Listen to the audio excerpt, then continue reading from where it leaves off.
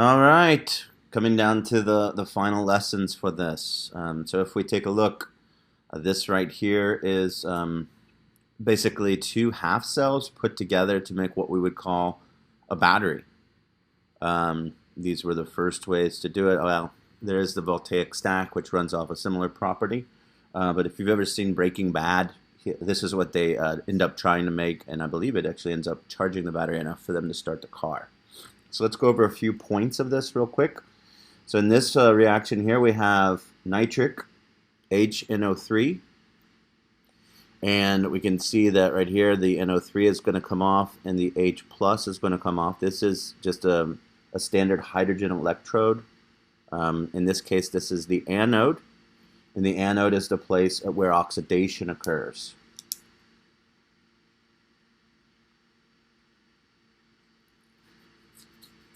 So we can see here the hydrogen gas is forming.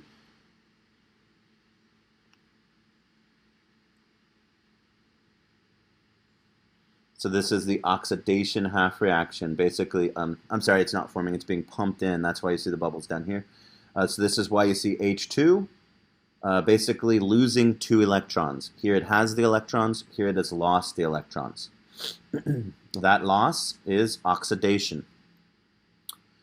So those electrons are then basically taken from this anode up over here through this voltmeter, and then down here onto this piece of silver. Silver that is in this solution under the form of silver, well, it's just a silver ion floating around because it has dissociated, but the solution they used was silver nitrate. Silver in that solution then will gain these electrons. So this is the cathode, and this is where the reduction portion, remember RIG, reduction is gain. So we can see here is the silver with the electrons separate from it, and here it has the electrons. So that is the reduction half reaction. The overall reaction is then the Ag plus gaining the electrons, because here it has a +1 and here it has a 0, and the H is 0 and then it has a +1. So it has been oxidized. It lost the electrons, so its oxidation number went up. Here from +1 to 0, that going down, so the oxidation number has been reduced. Now, what is this part right here? Well, you know that you have to have a complete circuit for electricity to flow. This is just a salt bridge. This could be as simple as just a piece of paper that's dipped in salt water. In this case, it looks like the salt they used was sodium nitrate. And basically that just allows the ions to flow where they're needed. And we talked a little bit about that with the osmotic pressure and stuff like that, where the actual ions will flow where they're needed. So here, Na will flow down into here, and NO3 down into here as needed. All right, so that is the basic idea of cell potential.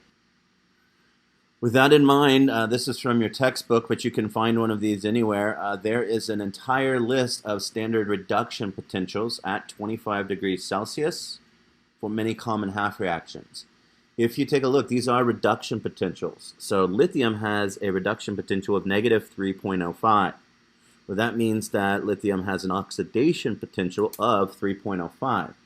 And that's one of the highest on the list. It actually is the highest on this list.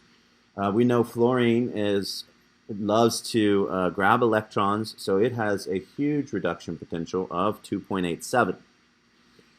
So if you look at this lithium thing right here, lithium having this huge oxidation potential or this very low reduction potential is why we use it in what we call the lithium-ion batteries. The potential is the ability basically to produce here a difference of 3.05 voltage. And that's what we're going to do with this sheet right here. We're going to calculate out some batteries and their standard potential of these electrochemical cells. So you're given the following reduction half reactions. You're always given the reduction, but all you got to do to change a reduction into an oxidation is to flip it, and that also changes the sign. So which is more likely to be reduced, iron or magnesium? So these are the reduction potentials, so which one has the higher reduction potential? If you said iron, it is higher because it's 0.44 and it's negative, so it's closer to 0, so it's greater.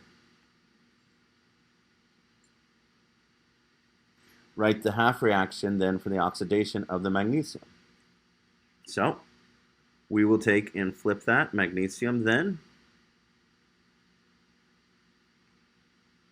plus 2E negative. All I've done is flip the sign. What is the potential voltage for the oxidation of magnesium?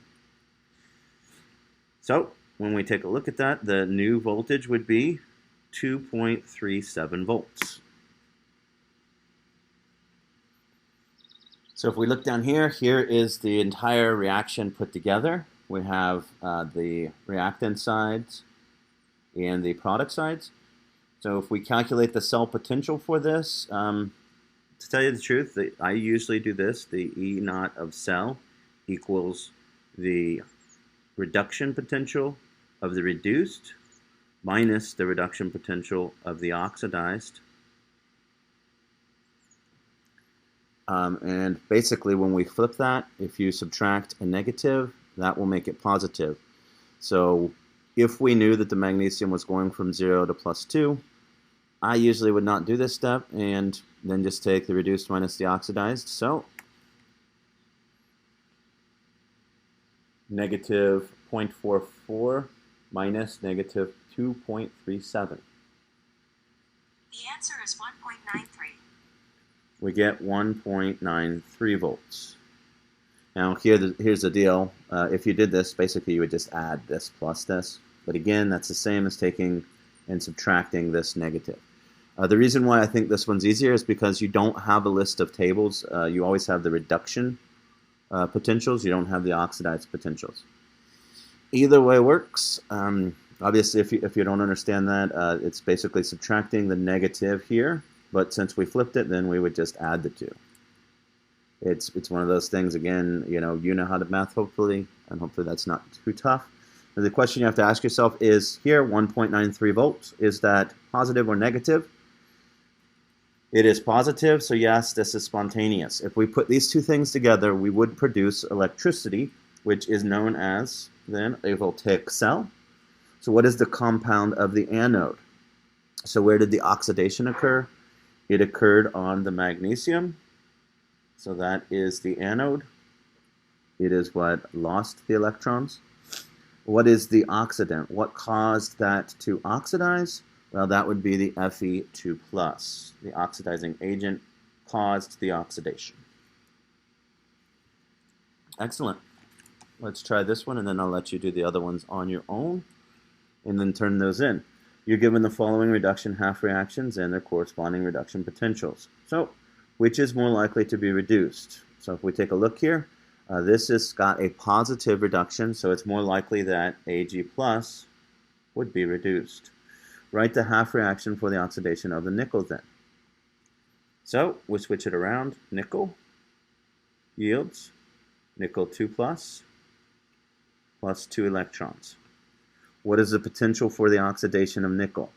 Well, it was negative, so now we make it positive. Calculate the cell potential for the following reaction. So again, I would just take this minus this, which is going to be 0.799 plus, I'm sorry, I messed that up, 0.799 minus negative 0.250. That would be 1.049. 1.049. That is positive, so that means that this is spontaneous. So that if this became negative, then it would not be spontaneous. Now it could be negative, let's say, for example, if instead of oxidizing the nickel, we forced the silver to oxidize. That would mean you would have to put power into that. If you've ever heard of electroplating, that is how they do that. Instead of making a battery, basically you put energy into it and then you end up electroplating it.